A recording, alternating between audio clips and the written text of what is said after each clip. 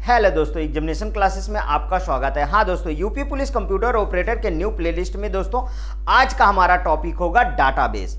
दोस्तों इसके प्रीवियस में आप देखे होंगे कि मैंने internet, email, computer network, basic computer ये सब को फिनिश कर चुका हूँ। अब दोस्तों वन बाय वन हम डीबीएमएस, डाटाबेस, ये सब की डिमांड ज़्यादा रहती है। अब इसको भी अब फिनिश करेंगे। आइए दोस्तों स्टार्ट करते हैं। तो डाटा क्या है दोस्तों? सबसे पहले अगर हम डाटाबेस की बात करेंगे तो डाटा है ना, डाटा क्या है? रॉ फिगर एंड फैक्ट्स, जिसका कोई मीनिंग नहीं होता, मतलब मीनिंगलेस होता, वो दोस्तों डाटा है। समझ में आया? देखिए कंप्यूटर में सबसे पहले डाटा, उसके बाद कमांड, कमांड के बाद इंस्ट्रक्शन, इंस्ट्रक्शन के बाद प्रोग्राम, प्रोग्राम के बाद सॉफ्टवेयर। तो डाटा पे आइए।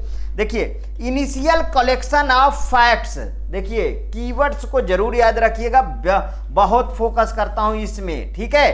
फैक्ट एंड इंफॉर्मेशन मतलब raw facts is called data, ठीक है। तथ्यों और सूचनाओं का आरंभिक संकलन रॉ फैक्ट्स डेटा कहलाता है। Data can be any number, कोई सा हो सकता है, जैसे नंबर, लेटर, टेक्स्ट, इमेज, ठीक है, ऑडियो, वीडियो, ईटीसी, ये सभी की सभी क्या है दोस्तों? ये डेटा है। कोई भी संख्या, अक्षर, टेक्स्ट, चित्र, ध्वनि, ठीक है, चलचित्र डेटा हो सकता है। आगे देखिए यहां पे टाइप्स ऑफ डेटा, ठीक है। अब डेटा कितने तरीके के होते हैं इनको समझिए। The data to be stored in a computer can be put into the following category. Computer में संचित किए जाने वाले डेटा को निम्नलिखित भागों में विभाजित किया जाता है, जैसे numeric data, alphabetic data, alpha numeric data, graphics data, ये सब दोस्तों इसके टाइप होते हैं। वन बाय वन डिस्कस करते हैं। देखिए न्यूमेरिक डाटा में, न्यूमेरिक डाटा भी आप अच्छी तरीके से जानते हैं, जिसमें संख्या कितनी होती है? 0 to 9, मतलब 0, 1, 2, 3, 4, 5, 6, 7, 8, 9। समझ में आया? It is data consisting of number from 0 to 9, मतलब यह 0 से लेकर 9 तक अंकों से बना डेटा होता है। अल्फा न्यूमेरिक डेटा में अल्फाबेटिक पहले देख लेते हैं, फिर उसके बाद अल्फा न्यूमेरिक में चलते हैं। अल्फाबेटिक में मतलब A to Z आना चाहिए। It consist of all the letter in the alphabet, मतलब A to Z, यह वर्णमाला के सभी अक्षरों द्वारा बना होता है, जैसे capital A to capital Z। समझ में आया? वर्णमाला में कितने अक्षर होते हैं? देखिए ए से लेके जेड तक, A, B, C, D, E, F, G, H, I, J, K, L, M, N, O, P, Q, R, S, T, U, V, W, X, Y, Z. Total कितने होते हैं? 26 होते हैं। समझ में आया इतना? बिल्कुल बेसिक से लेके दोस्तों हाई लेवल तक मैं आपको कवर कराता हूं, उसी तरीके से आपको कवर करना है। और इसके साथ ध्यान रखिएगा 243 की जो प्लेलिस्ट है प्रीवियस, उसको भी वॉच करते रहिए। इसमें से बहुत सारे अभ्यर्थी दोस्तों सिलेक्ट हुए हैं, ठीक है। आगे देखिए, अब अल्फा न्यूमेरिक डाटा क्या होता है भाई? इसका मतलब है मिक्स। हाँ जाहिर सी बात है। यहां पे देखिए the data comprising number, letter and special character is called alphanumeric. यहां अल्फाबेटिक लिख गए ना, ये इसको चाहिए अल्फा न्यूमेरिक, ठीक है। अल्फा न्यूमेरिक, ठीक, अल्फा न्यूमेरिक।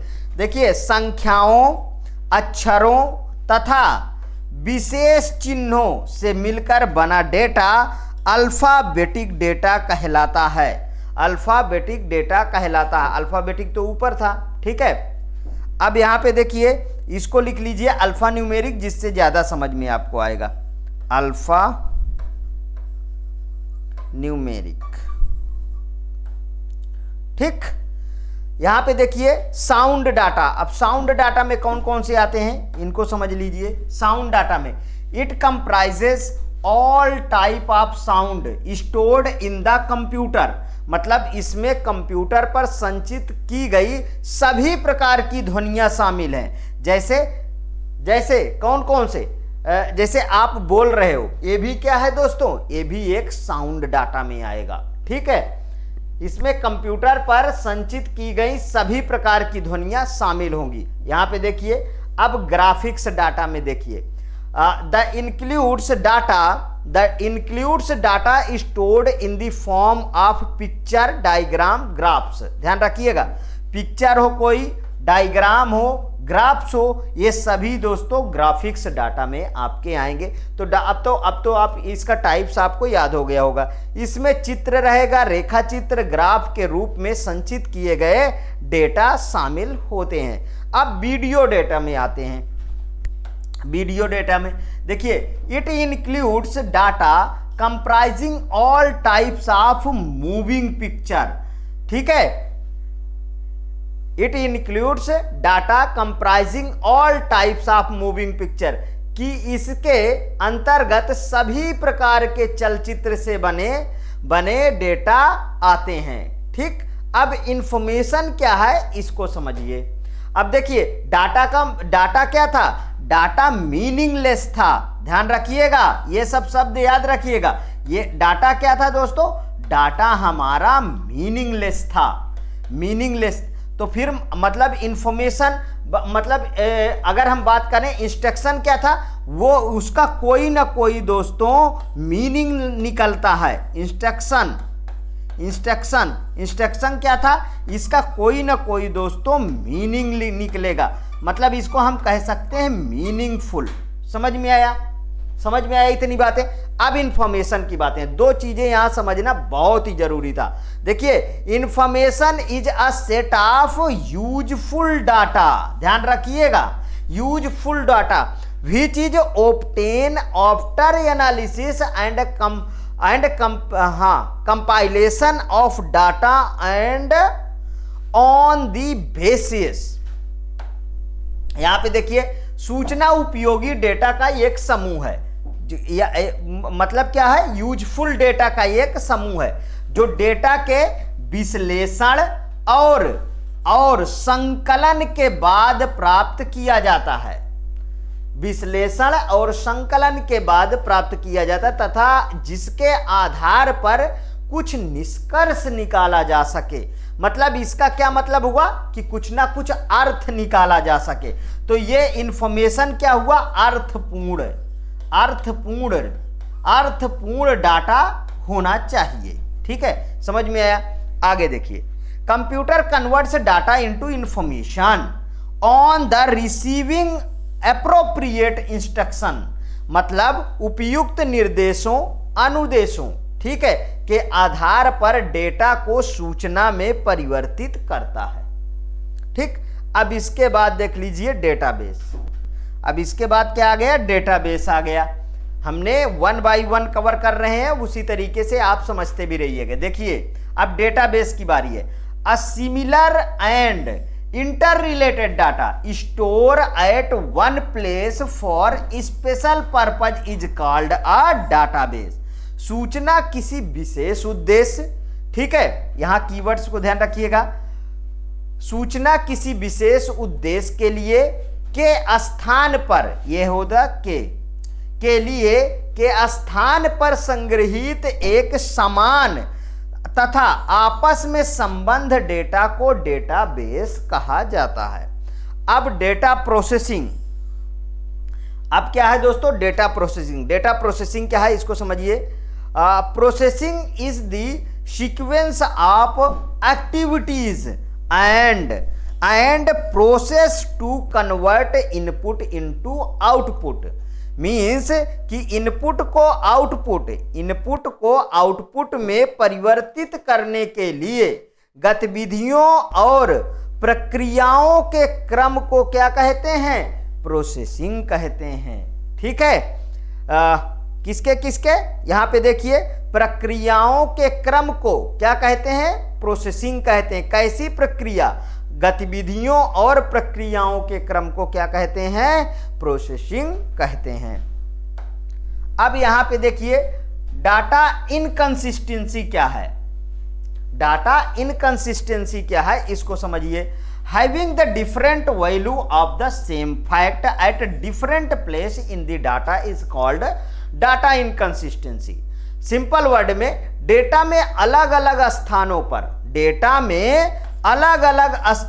पर किसी एक ही तथ्य का अलग अलग मान होना डेटा इनकंसिस्टेंसी कहलाता है। ठीक है, मतलब एक टेबल है दोस्तों, एक टेबल है और देखिए इस टेबल में यहां भी नाम है उसी का, फिर से यहां पे भी नाम है उसी का।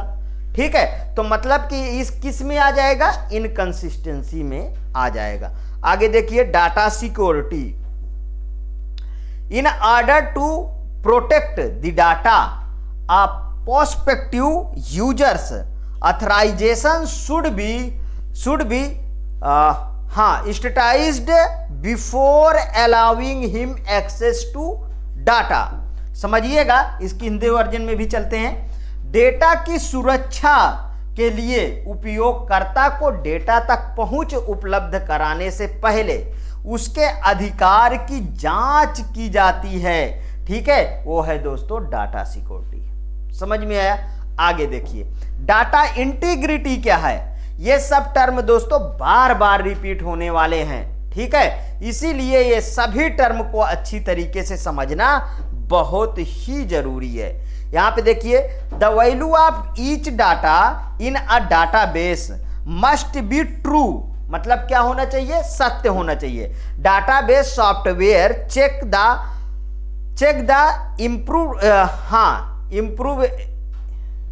इम्प्रूवेबल होता है, improvable value of a data but it must also be checked even before the data in stored. Database में प्रत्येक डाटा का मान सही होना चाहिए। यहां पे देखिए प्रत्येक डेटा का मान सही होना चाहिए। डेटाबेस सॉफ्टवेयर किसी डेटा के असंभव मानों की जांच करता है। क्या करता है दोस्तों, असंभव मानों की जांच करता है। ठीक है, परंतु डेटा को संचित करने से पहले इसकी क्या होनी चाहिए, जांच की जानी चाहिए। ठीक, वो आता है दोस्तों डाटा इंटीग्रिटी। आगे देखिए डाटा इंडिपेंडेंस क्या है इसको समझिए। हाँ, value of the each data, value of the each data, प्रत्येक डाटा की value stored in database should be the independent of each other websites being self reliant. मतलब कि डेटाबेस में संचित किए गए डेटा का प्रत्येक मान एक दूसरे से स्वतंत्र व आत्मनिर्भर होना चाहिए। एक दूसरे से स्वतंत्र होना चाहिए व आत्मनिर्भर होना चाहिए, मतलब खुद ब खुद होना चाहिए। अब देखिए प्राइवेसी ऑफ डाटा की बात समझेंगे। Privacy of data, to maintain the confidentiality of data in a database it should be determined as to who can see or modified which data and to what extent. Database में data की गोपनीयता बनाए रखने के लिए यह निर्धारित किया जाता है कि कौन किस डेटा को किस सीमा तक देख सकता है तथा उसमें परिवर्तित कर सकता है। मतलब हर एक में लेबल बनाया जाए और उस लेबल से ये पता चले कि कौन और किस सीमा तक इस डेटा को छेड़ सकता है। ठीक है, मतलब इसमें अपडेट कर सकता है, देख सकता है, वो सब की दोस्तों एक क्या होनी चाहिए, एक लेबल बनाना चाहिए, लिमिट बनाना चाहिए। आगे देखिए कैरेक्टरिस्टिक ऑफ डाटाबेस। डाटाबेस की कैरेक्टरिस्टिक देखिए। डाटा रिडंडेंसी, सबसे पहले data redundancy. In a database should be minimal. Data क्या होना चाहिए, मिनिमल होना चाहिए, मतलब सॉर्टेड फॉर्म में होना चाहिए, वो है दोस्तों डाटा रिडंडेंसी। आगे देखिए डेटाबेस में डेटा की पुनरावृत्ति न्यूनतम होनी चाहिए। ठीक है, बार बार रिपीट नहीं होना चाहिए। आगे देखिए data inconsistency. In a database should be should be negligible, मतलब डेटाबेस में डेटा की विसंगतियां नगण्य होनी चाहिए, नहीं कि एक ही डाटा कई तरीके से परफॉर्म कर रहा है, नहीं, ये सब नहीं होना चाहिए। मतलब कि डेटा में डेटा की विसंगतियां नगण्य होनी चाहिए। अब देखिए अगला, the data should be available for use by the different user for different purpose, data विभिन्न उपयोगकर्ताओं द्वारा अलग अलग उद्देश्यों में प्रयोग के लिए उपलब्ध होना चाहिए।